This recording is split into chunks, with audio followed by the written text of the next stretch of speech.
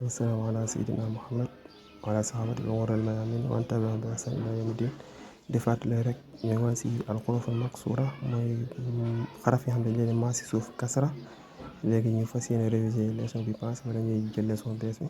I bi ti si gi xi xi di zi ri.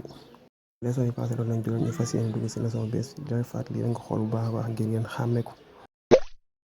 zi si chi si di ti zi ri ri fi.